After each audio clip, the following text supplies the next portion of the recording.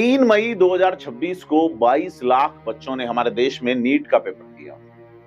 12 मई को वो पेपर रद्द हो, 21 जून को री नीट हुई और उसी दिन सोशल मीडिया पर फिर से पेपर लीक का दावा वायरल हो गया। अब इस पूरे चाओज में 3 विद्यार्थी अपनी जान दे देते हैं। संख्या कम ज्यादा, लेकिन यह सिर्फ एक एग्जाम कंट्रोवर्सी नहीं है, ये भारत की पूरी एजुकेशन सिस्टम का पोस्टमार्टम है। नमस्कार, मैं प्रदीप हूं, आप थिंक 360 देख रहे हैं और आज हम उन सवालों पे बात करेंगे जो कई जगह इग्नोर हो रहे हैं। आज हम बात करेंगे नीट 2026 कंट्रोवर्सी की पूरी टाइमलाइन पे, राजस्थान का कनेक्शन क्या है, टेलीग्राम बैन का असली कारण क्या है और सुप्रीम कोर्ट में हो क्या रहा है, और सबसे जरूरी आगे क्या होना चाहिए। इन्हीं बिंदुओं पे बात करेंगे।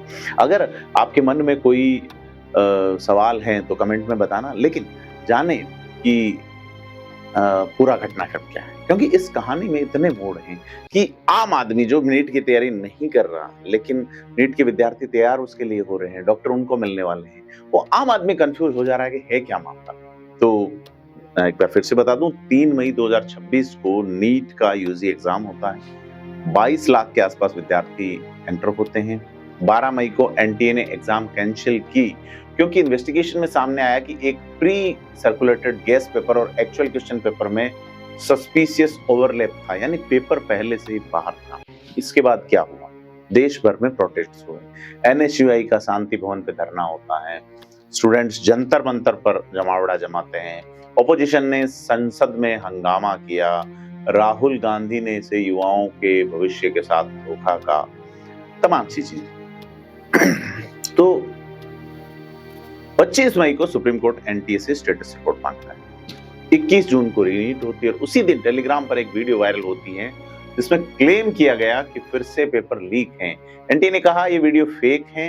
पीआईबी फैक्ट चेक ने भी कंफर्म किया कि यह दावा झूठा है, लेकिन डैमेज हो चुका था। लाखों स्टूडेंट्स और पेरेंट्स फिर से पैनिक में आ गए और इस पूरे एपिसोड में कुछ विद्यार्थियों की मौत की भी खबर है, परिवारों के उजड़ने की खबर है, जो बड़ी दुखदायी है।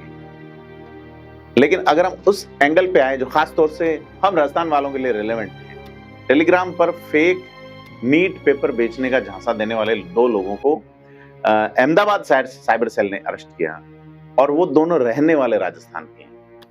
उन्होंने टेलीग्राम चैनल्स बनाए थे जिनमें नीट जो है उसके री एग्जाम के क्वेश्चन देने का वादा करके पैसे मांगे जा रहे थे। असल में उनके पास कोई पेपर था ही नहीं, ये प्योर फ्रॉड था। लेकिन सवाल ये है कि इन लोगों को प्लेटफॉर्म मिला कहां से, और टेलीग्राम जैसे ऐप ने इन्हें इतने दिन क्यों नहीं रोका? दूसरा सवाल, राजस्थान में खुद कितने नीट स्टूडेंट हैं जो इस चावल से प्रभावित हैं? जयपुर के कोटा कोचिंग हब में हजारों बच्चे हर साल नीट की तैयारी करते हैं, लाखों में। क्या राज्य सरकार के लिए ने उनके लिए कोई काउंसलिंग, कोई सपोर्ट मैकेनिज्म रखा? तो जवाब है नहीं। और अगर बात करें इस कंट्रोवर्शियल फैसले की, जो सबसे ज्यादा चर्चा में रहा है, टेलीग्राम को बैन करना, 16 जून को ministry of electronics and communication IT ने यानी MEIT जो मिनिस्ट्री है, उसने टेलीग्राम को भारत में 22 जून तक टेम्परेरी ब्लॉक कर दिया। साथ ही मैसेज एडिटिंग फीचर को 30 जून तक डिसेबल रखने का आदेश दिया है। सरकार का तर्क है कि नीट से रिलेटेड फेक पेपर्स और मिस इन्फॉर्मेशन फैलाने में टेलीग्राम का इस्तेमाल हो रहा था। एग्जाम की सिक्योरिटी के लिए कदम जरूरी था। तो टेलीग्राम ने दिल्ली हाई कोर्ट में पिटीशन डाली। का ये ऑर्डर गलत है और 15 करोड़ से ज्यादा भारतीय प्रभावित हुए हैं और जो जेन्युइनली इस्तेमाल कर रहे थे वो सारे इस ऑर्डर के कारण परेशान हुए। दिल्ली हाई कोर्ट ने वर्डिक्ट रिजर्व किया है। तो क्या टेलीग्राम बैन सही था? एक तरफ एग्जाम सिक्योरिटी जरूरी है, फेक पेपर से पैनिक फैलता है, स्टूडेंट एक्सप्लॉइट होते हैं, और दूसरी तरफ 15 करोड़ यूजर को बिना प्रॉपर नोटिस के ब्लॉक करना, सेक्शन 69A के जो उसका जो ब्रॉड इस्तेमाल है, इस पे भी एक डिजिटल राइट्स का सवाल खड़ा हुआ है। तो असली सवाल ये है कि क्या एनटीए इतना कैपेबल नहीं था कि स्पेसिफिक चैनल्स को ब्लॉक करता, पूरे ऐप को नहीं? जब गवर्नमेंट चाहे तो टारगेटेड एक्शन क्यों नहीं? दोस्तों, नीट लीक कोई नई बात नहीं है। 2024 में भी नीट कंट्रोवर्सी हुई थी, सुप्रीम कोर्ट ने तब नई कमेटी बनाई थी, उसकी रिकमेंडेशन आई और 2026 में फिर से वही हो गया। इसका मतलब क्या है? इसका मतलब है कि सिस्टम ने सुधरने की कोशिश नहीं की, या की भी तो बहुत कम है, बहुत देर से। और एनटीए, नेशनल टेस्टिंग एजेंसी, जो सिर्फ एक एनजीओ जैसी संस्था जो है ना, उसका कोऑपरेटिव टाइप में जो एनजीओ बनते हैं उस टाइप की संस्था है जो एग्जाम कंडक्ट करती है, उसके अकाउंटेबिलिटी मैकेनिज्म पे सवाल है। अगर एग्जाम लीक होता है तो एनटीए के कौन से ऑफिशियल पे एक्शन होता है? कोई नहीं। चेयर रिजाइन करता है, नए चेयर आते हैं और साइकिल चलती रहती है। एजुकेशन मिनिस्टर धर्मेंद्र प्रधान के रिजाइन की मांग हुई। बीजेपी ने कहा ऑपोजिशन पॉलिटिक्स कर रहा है, कांग्रेस ने कहा एक क्राइम, और बीच में 22 लाख विद्यार्थी अपने सपनों का इंतजार करते हैं। कोटा में हर साल कितने स्टूडेंट आत्महत्या करते हैं? ये नंबर्स आपको सरकारी रिपोर्ट पे नहीं मिलेंगे, लेकिन नीट जैसी कंट्रोवर्सीज उस प्रेशर को और बढ़ाती है। तो तमिलनाडु के फॉर्मर सीएम एम के स्टालिन का कहना है कि नीट खत्म कर दो, स्टेट्स को अपनी एडमिशन प्रोसेस डिसाइड करने दो। क्या वो सही है? इस पे डिबेट होनी चाहिए, लेकिन डिबेट नहीं होती क्योंकि ये पॉलिटिकली अनकंफर्टेबल चीजें हैं, नेताओं को अनकंफर्ट करती है चीजें जो सत्ता में। तो अब सवाल है कि आगे क्या होना चाहिए। तो एक चीज तो तय है कि केवल एक एनजीओ जैसे रजिस्टर्ड एनटीए का कंप्लीट स्ट्रक्चरल ओवरऑल होना चाहिए।